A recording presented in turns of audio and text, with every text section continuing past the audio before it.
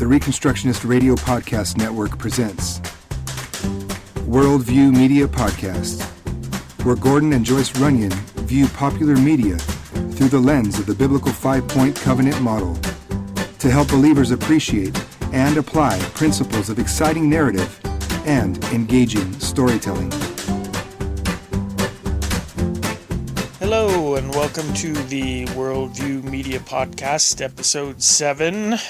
This is the podcast where we review popular media through the lens of the five-point biblical covenant in an effort to discern the worldview that's being preached to us, even in programs and movies that seem to be pretty frivolous, but they all actually do have... They're saying something. Yeah, they're always preaching something. And so, joining us by phone this evening is a girl who has never been this crevice in my arm. It's Jordan. Hello, Jordan. Oh. Did you forget that? Well, I was hoping. And in studio with me, the woman who has heard it both ways, my wife, Joyce. That's right. 100%. 100%.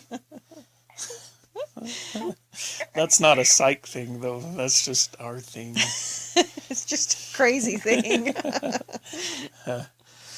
All right, so we're taking a little bit of a departure from what we've done the last half dozen weeks. Seems like we've been doing this for a long time, but it's really only a month and a half worth of episodes. And so we're departing a little bit. I'm not sure how it's going to work, but we're departing a little bit, and we're talking about a television series and not a movie. And the series that we're looking at is... what?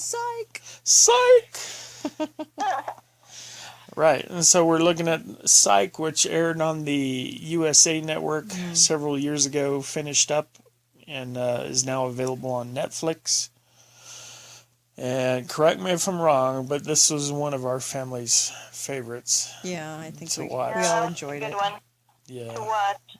right. I think even Reagan, who doesn't watch TV, Right. he doesn't watch much of anything.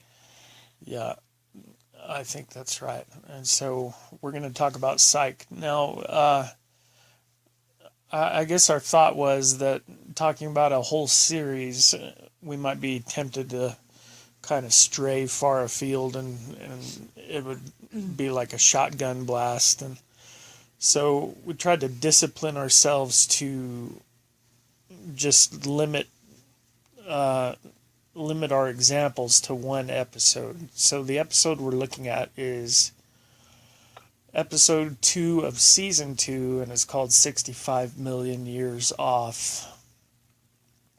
Do you remember this episode, Jordan? You just watched it, right? Yeah, I did. Okay, so this episode... Well, now do we want to talk about the premise of what's going on? Oh, yeah. Go ahead and explain the premise, Mom.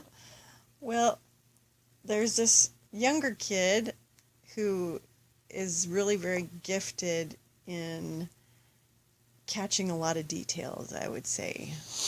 He's very observant. Yeah, he's very observant. His dad kind of trained him in that when he was younger. His dad was a detective, worked for the police department, and so there's this kid, and he's kind of a goofball. Right. You know, he's never really done a lot of things seriously. Drives his dad crazy that he's just kind of floating around and seemingly getting nowhere. But he terms himself as a psychic and goes in and helps. Yeah, he bills himself as a psychic, but he's faking. Yeah, he's not really a psychic. He's psyching everyone out. Yeah. Hence Psych. Hence the name. So, and he's got a real good friend named Gus, and their relationship's a little ridiculous. They've been friends since the beginning of time. Right. And so it's just stories of interactions between him and the police department, where they've got a Detective Lassiter, who's kind of a A stick in the mud. Yeah. Straight-laced. Yeah. He's a straight arrow. Yeah. And Jules, his partner, who's just a young, pretty thing, and the captain, who's The chief. the chief. Yes, the chief. And she's just kind of, what would you say, Jordan? She's a policy wonk, administrator. Yeah, pretty by the book, I guess. Yeah. She tries to be by the book. Now, Lassiter, he's not just straight arrow. He's over the top straight arrow. Yeah, Yeah. that's true. He's a bit of a caricature all by himself. Yeah.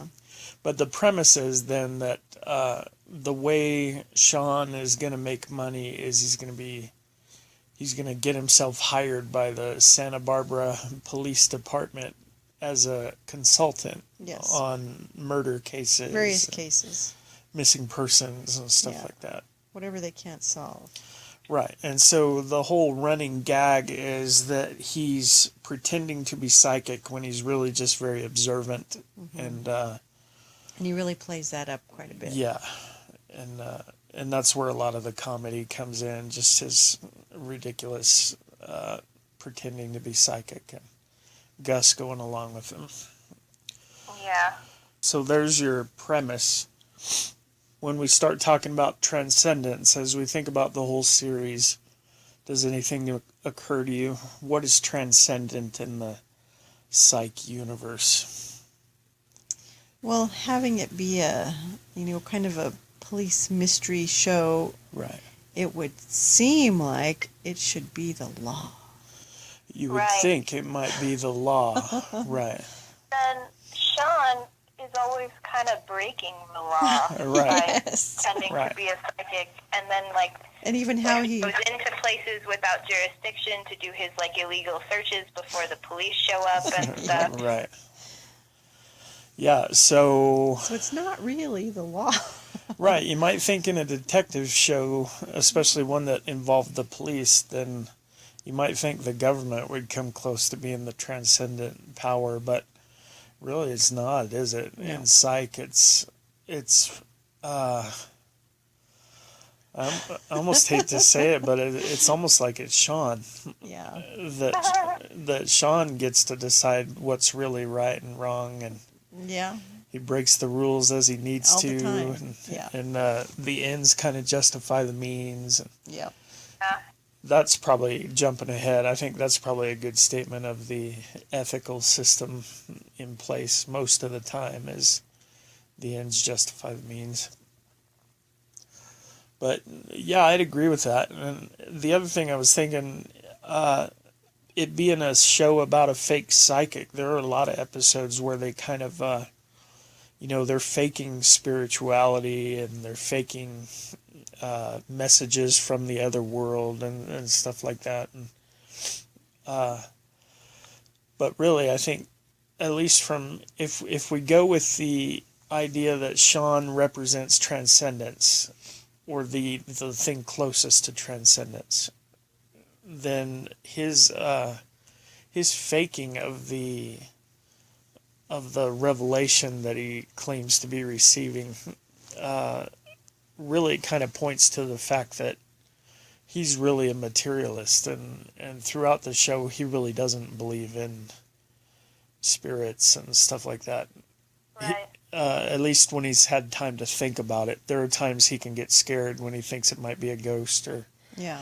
something like that. But generally speaking, I think Shawn operates on the assumption that they live in a material world that Everything can be explained. yeah, which is pretty close to the popular culture around us, and I kind of think too, popular culture doesn't give much conscious thought to transcendence, and most people walking around, even those that claim to be Christian, are kind of subconsciously operating as if they live in a purely materialistic world. That's some of my thought there. Do you have anything else on transcendence, Jordan? The only thing really that I can think of is that, not in this particular episode, but in later episodes, even though I kind of do agree that Shawn is basically the one deciding what's right and what's wrong, like, when he does eventually get found out by, like, certain people, like, they get mad at him, and he's obviously done something wrong, even though, like, before he had decided that this wasn't wrong, you know? Oh, yeah. Right. Yeah, and I think I was going to talk about that a little bit later in terms of sanctions and stuff, but I think you have hit on something there, so we'll skip on, I guess.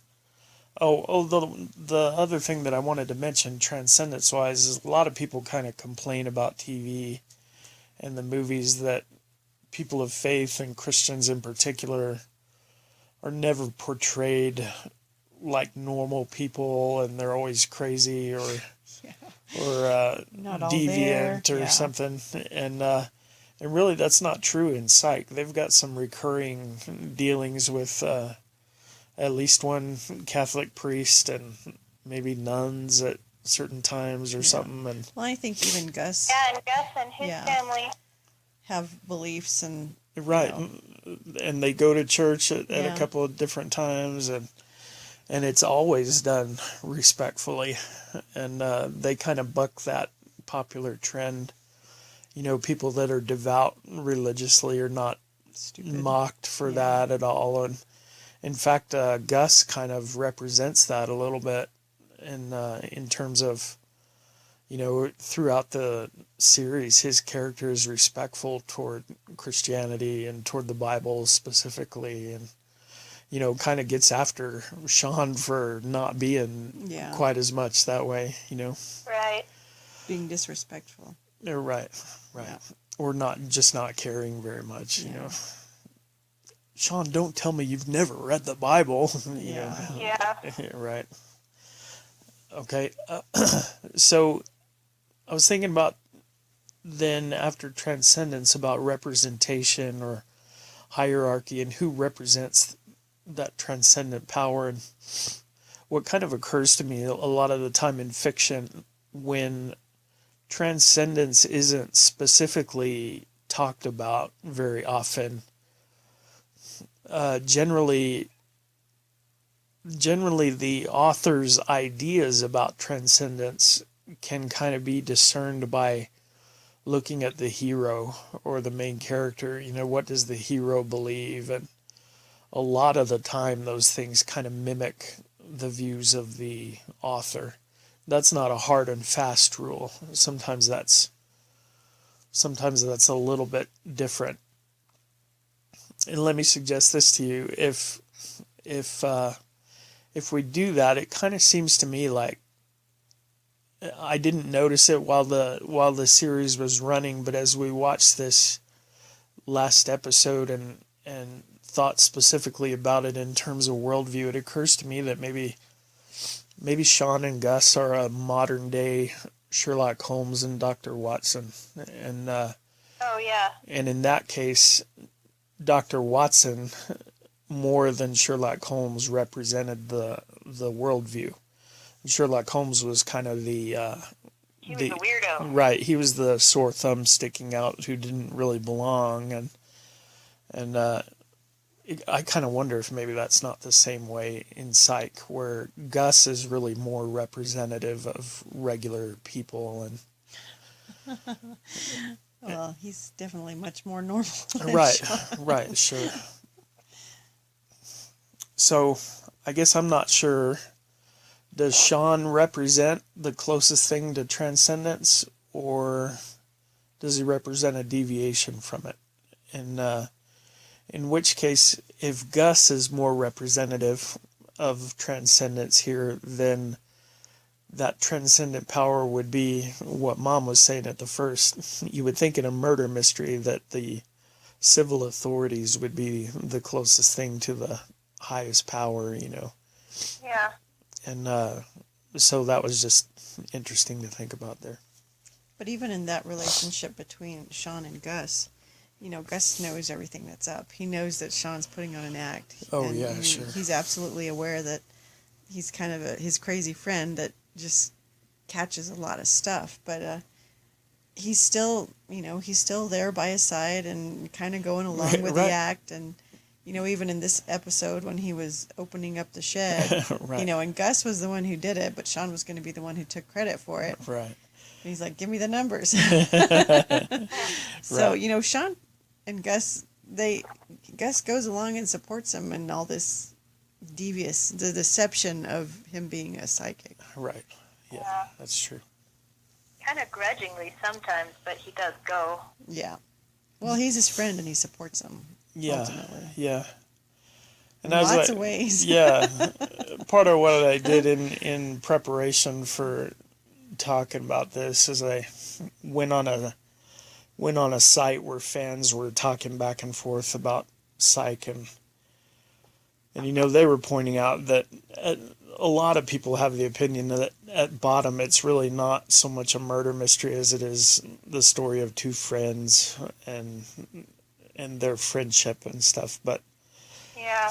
part of me kind of rejects that, and I'll come to that under the ethics thing if you think we're ready to go there. I guess maybe if the civil authority represents a transcendent power, then doesn't it have to be Lassiter, or is it Jules? I think if we were going to say that it was the cops, then I would kind of think it was the chief myself. Oh, okay. Because she is sort of like the balance between The two. Lassie and Jules. Okay. Because she's willing to accept help from Shawn and seek out his help if she feels like we're really lost and stuff, but then she also really does care about procedure and policy. Right. Did you drop your phone? Yeah, I did. Well, there you go. Okay, well, let's talk about ethics. I guess the thing that I've been wanting to say that's kind of burning a hole in me is the more I thought about it, I think that Shawn is really a bad guy. He treats Gus horribly. He's a stinker. Yeah. And his whole life is about just dealing with what's going to work for him. At the time. Right, he's really very lazy and non-committal and apathetic toward just about everything. Yeah. And he's almost as bad a guy as Jerry Seinfeld or George Costanza. Yeah. In the Seinfeld series, all four of the main characters are just, they're clinical narcissists. Really, they're bad people. They sink to huge depths or very low depths in order to, it's funny when they do, but when you think about anybody in real life who did what they do, they would go to jail, and Yeah. Yeah. and so it's just gotten me as I thought about it that Shawn's horrible to Gus, He can be very bad to him. Well, I was reading about one episode where, he does that classic line, Gus, don't be this or that. Yeah. Gus, don't be Nicolas Cage's accent in Con Air or something. And one time he said, Gus, don't be the jury summons of yours that I threw away a couple of months ago along with something called a W-2. And I don't doubt that he did that. Yeah. I don't doubt that he threw away Gus's W-2, Well, Shawn doesn't know what that is. He doesn't work. Right. Everybody's terrible. And then, like you pointed out, I think you were right, that then when it comes to doing the one thing that he has some kind of passion about or that he's interested in, there's no rule that will stand in his way of trying to do what he wants to do there. Well, and all that elevates himself, too. It's not just about solving the case. Right. It's solving it in a way that makes him look better. Right. So he'll get a bunch of credit. Right. So for me, that's a big deal in the series. Just it seems to be just whatever's convenient in the moment. That's what Shawn does. And then Gus lets him get away with it. For the most part. Yeah. I think every now and then Gus says, okay, I don't think so. Yeah, he gets mad. We're not once in going a to do while. this. Right. But we could do this. Right. And I guess it is kind of a surprising ethical thing to me that by the time the show ends, there's a lot of people who know that it's all a fake. Yeah. But the woman that Shawn loves is not one of the ones that knows. And it's kind of surprising to me that, well, maybe it is, maybe it isn't.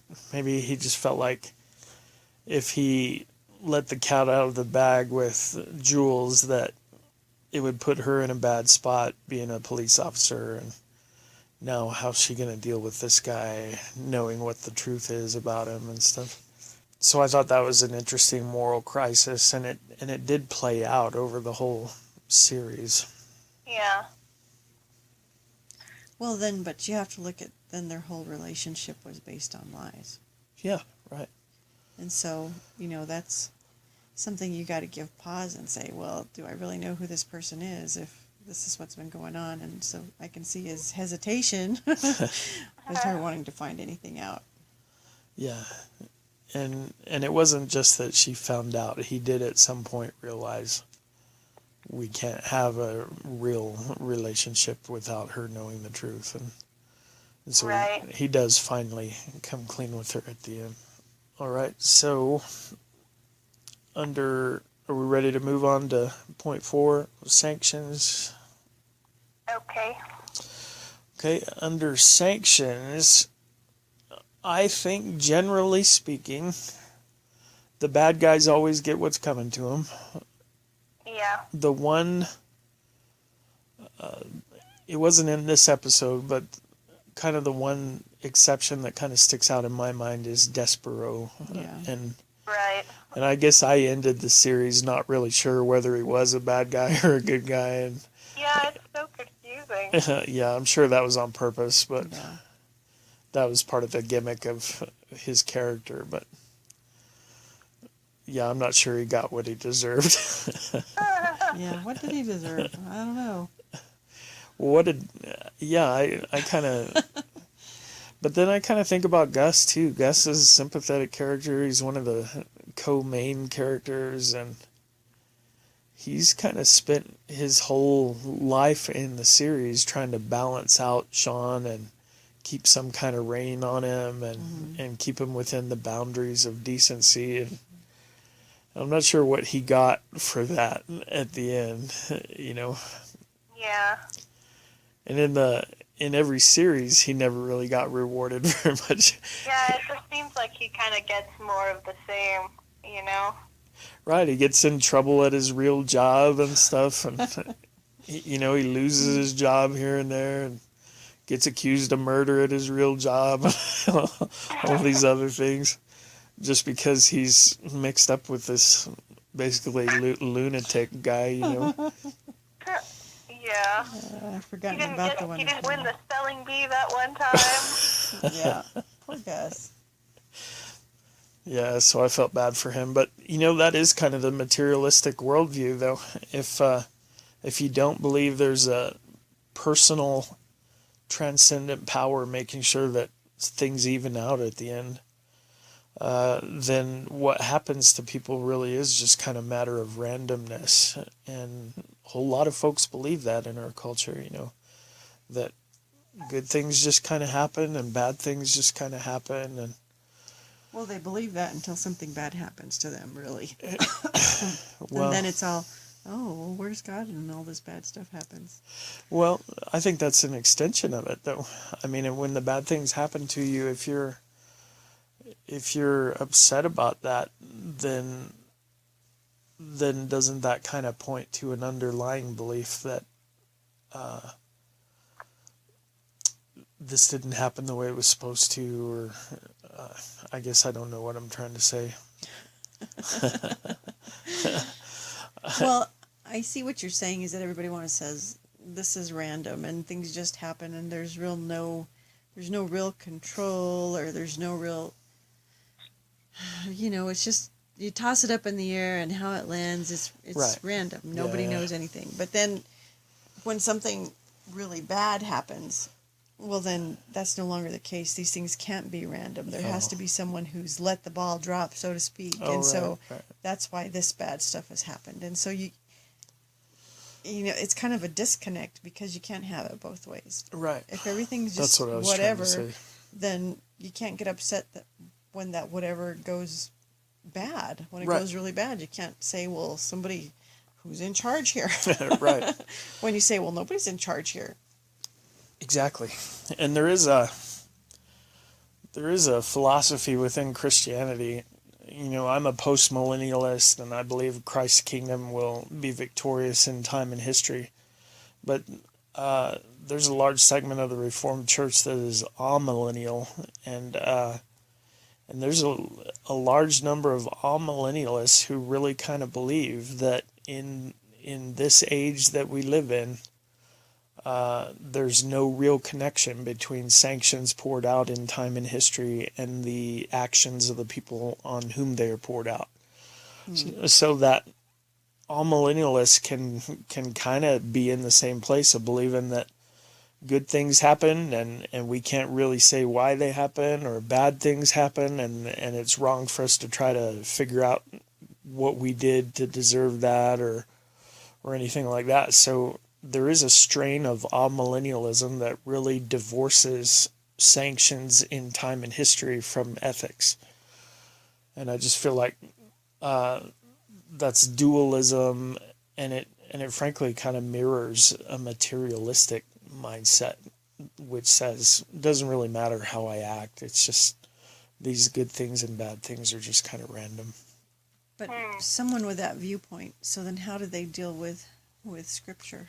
I mean, you don't have to be just in the Old Testament, even in the New Testament, where there's consequences. Don't do this, don't do that, because these are bad things. Then how do they relate to that to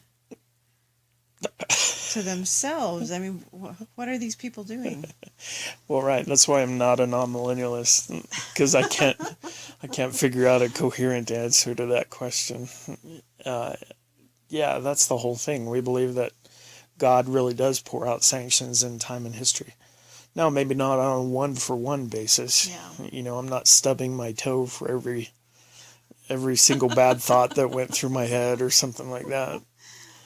But overall, looking at the covenant people of God, throughout a general view of history, you're going to see God pouring out sanctions, either rewarding the good or punishing the evil. Interesting. Okay, so under this section, though, so Gus doesn't ever seem to get rewarded, but I kind of like the fact that Shawn spends a lot of time at the end of the series really kind of having to deal with the consequences of his deception. At least in the case of Jules. He never does get in civil trouble, which I imagine he could have been in a lot of trouble, but I kind of like that they didn't just breeze over the fact that, no, this is serious. You've been lying to this woman for years and years while you're trying to make her fall in love with you and everything else. So I kind of like that was hard for them to get over, and that wasn't an easy thing. So there was some punishment involved there. And what was the thought then in terms of the future, and how are these characters going to move on after this? And what I want to ask specifically is, do you think it's possible after the show Psych, you think it's possible that Shawn would just kind of go straight in terms of just being a run-of-the-mill private detective, where he doesn't have the psychic act, but he's just a detective for hire? What do you think about that? Well, I mean, that seems like a tough one for me, because he did like the work, and he was really pretty passionate and obviously really good at it and stuff. But I think that part of what he really liked was the big act that came with it, that it was kind of a show too. Yeah. So I don't know how much appeal there would be for him, or if by that point he's matured enough that he's able to do it without the psychic thing. So I don't know. Right. So you're kind of thinking that maybe the whole fiction of it was as important as the actual crime solving and stuff, or I think it might be hard if he was going to try to do it at the beginning for him to, you know, realize that he didn't get to act all crazy all the time if he was going to not be a psychic. Yeah. But like, in the beginning when he first says that he is a psychic, he only says it as like a desperate thing to get out of trouble, you know, like he wasn't married to the psychic idea when it came to him. But I feel like maybe at the end he is more, you know. Right, but it's become part of his identity by that point. Yeah. Right. Okay. So any other thoughts, any final? How about you, Mom? For the question that you had previously, you know, I think Shawn is just a real flamboyant character. Yeah.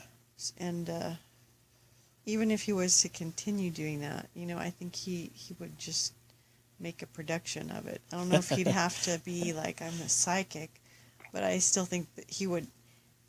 Part of it was just the playfulness and the fun he could have with, you know, kind of psyching people out just by saying, right. oh, well, let me tell you about yourself. And right. and anybody could do that if they were just really paying attention. And so, you know, like he was talking to the guy that was there for the intervention. Oh, and yeah, he's yeah. like, oh, well, you don't think I'm a psychic? Well, let me tell you a couple of things about Right. yourself. And just, you're colorblind because your socks don't match. And, you know, just all this stuff. Then the guy's like, wow, you really are fantastic. Right. So, you know, I think part of that is just his personality, that he's got an ability and a talent, and so he enjoys using that. And if he can use that to his advantage, for whatever advantage, if it's solving a case, if it's pulling something over on somebody else, then, you know, he's gonna use that. But what's your overall take on the series Psych?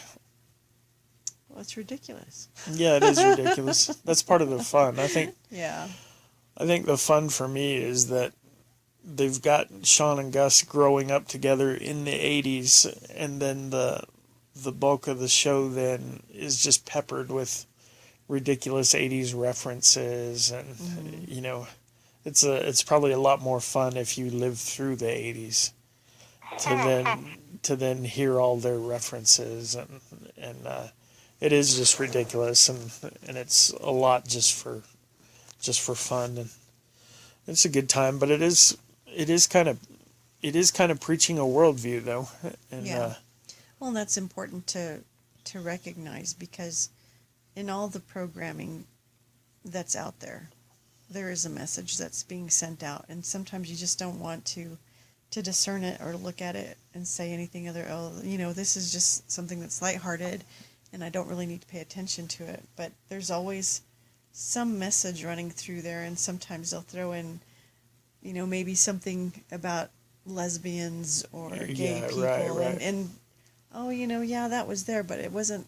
Or evolution in this episode. Yeah. And so, you know, you've got these little lighthearted nothing shows that still kind of slip some things in and try to float it along the top, and and those things are still, you know, running through your mind, and you just start to think, oh yeah, well, yeah, that's nothing. Right. It becomes a nothing. Yeah. And you know, the Bible says we are supposed to be careful of what we hear, and pay attention to that.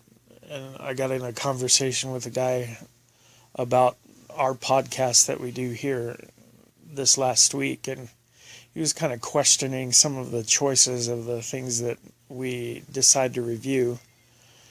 And his concern was that we weren't reviewing really serious things. And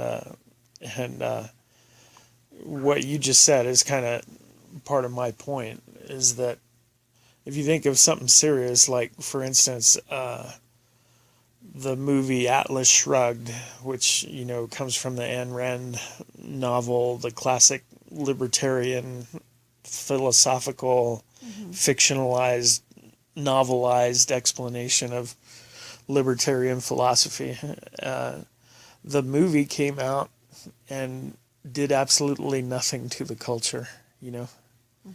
But a silly, stupid show like Will and Grace ran for how many seasons? Yeah. And and serious-minded people just kind of rolled their eyes at it and stuff. But I'll tell you what, you don't think it affected the culture, and you don't think it pumped ideas into the popular mindset, and well, just what's normal, and this is acceptable. Sure, that's not a bad person. Or the fact that there for a long time it seemed like you couldn't have a movie or a TV show about anything without that didn't feature a really sympathetic gay character. And it was the sort of thing, if you were watching it, you'd maybe grit your teeth until that character was off screen and not involved anymore or something like that, or they weren't talking about his or her sexuality or something. Yeah. And you just kind of grit your teeth and bear it until that bit of it was over. But the culture's watching all of that, and it's all being pumped out there. And so my point was that it's the popular stuff that we need to be reviewing. It's the stuff that you don't think has a worldview, or it's the stuff that you don't suspect of preaching with the sake of trying, or with the intention of changing the culture. That's the dangerous stuff. That's the stuff you really got to pay attention to. Because like you said, every show is going to preach some kind of worldview, whether it does it with great intention or with an agenda, doesn't matter, because every story is going to be an expression of the person that writes it. And their worldview. Yeah. And so I just think it's important to review all that. Now, that said, we've got a more serious thing that we're going to look at next week. We're going to review the movie The Imitation Game with Benedict Cumberbatch. He stars in this movie as, was he a code breaker or was he just a mathematician?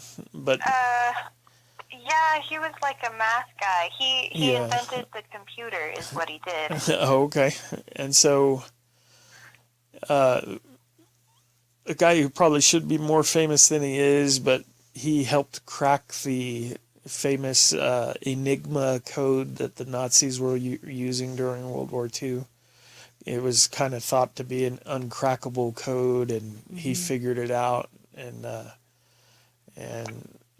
happened to also be a homosexual, and so the movie features both of those aspects of his life, and I think it's a fascinating movie. It's fun to watch, but it's serious and kind of preaches serious things, and so it's The Imitation Game for next week. All right, Mom, you got anything left to say? I don't think so. Well, I do, as a no. matter of fact. Well, do you have anything more to say? I do, and I'm glad you asked. Actually, I like the fact that Shawn went around the rules of the police in order to get things done. Because maybe the police are bad sometimes? Right, and frankly, it irritates me. Why not? If Shawn is great at coming up with clues and figuring stuff out, why should he be barred from investigating things and stuff like that just because he doesn't have a license from the government to do these things? If some private citizen comes and pays him to investigate, then he should be allowed to investigate. The government has no interest in keeping him away from that. If the family of the victim or something like that wants to pay him to investigate the crime in parallel with the police, why does he need a special license for that? It's ridiculous. It's like how the government says you can't make money cutting people's hair unless you get a license from the government, or you can't even fish to feed your family without getting a license from the government. And you can't do this and you can't do that, and you have to go through the government to get a permit to do things that come on, and Inalienable rights, huh? It really, they talk about the devil being in the details, and I'm suggesting that the tyranny that we live with is present in these little details, and it's stuff that we've just learned to live with, and we've been trained that this is just the way it is. You have to go get a license to do this, or a government certification to do this other thing. Yeah. And good for Shawn. You know, he just found a way to make money doing what he was good at. Now, he's a bad guy, like I said. He's got a lot of issues. Yeah. But I don't know if he was ever hired by a family to do stuff. I think he was hired. hired. He has been hired privately by Yeah, people. he was hired by private citizens all the time. But for the most part, Yeah. he worked for the police department. And that's who paid him for solving Well, stuff. I don't know if it's for the most part, really, because a lot of times he'll get hired by, like, somebody private, and then that'll turn into a police investigation. Oh, There were Let's a see. few of those I can think of, but for most of the ones, I think he was trying to get the case from the police department and solve it. Yeah. And they didn't want to give it to him. They didn't want to share information with him and stuff. And, Yeah. And that's when I was like, good. Go get it. Get it done. So the anti-government side of me was happy to see that in this last episode that we just watched. I think the police were being obstructionists just because he wasn't their approved guy and stuff like that. So I was happy for that. Frankly, I don't think, well, y'all know, I've told you all the time, that should really be all that police are about. If we're going to have police at all, it should just be about investigating crimes after they've been committed, you know, and if that's all they're going to be, then why can't it be privatized? Yeah. And so I'm happy anytime it shows the... Oh, you know, and that's that's another thing that made me think parallels to Sherlock Holmes, because those stories also, they always showed the Scotland Yard guys as being kind of bumbling idiots and stuff.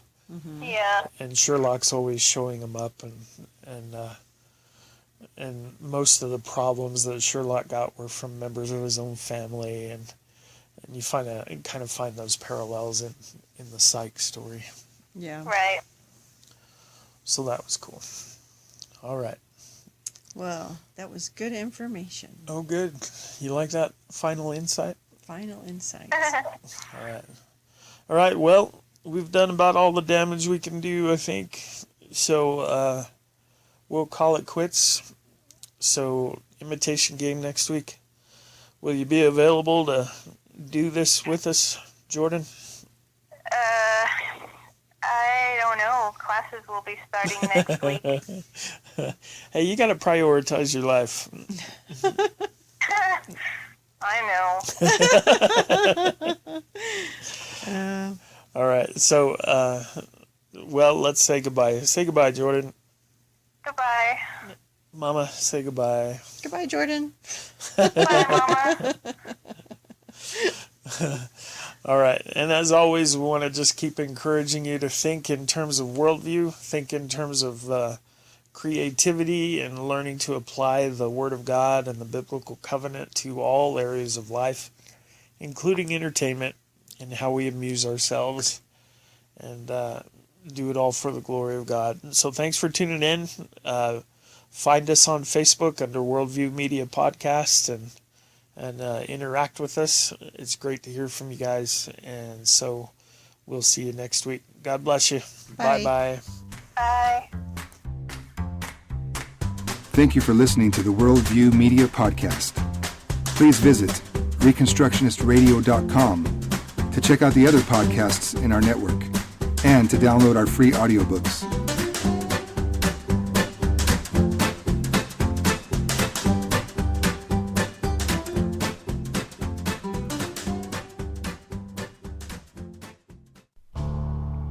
The Reconstructionist Radio Podcast Network brings to you a complete lineup of podcasts where you will hear practical and tactical theology, Our desire is not simply that you consume our shows, but that you also live out your faith in every area of life.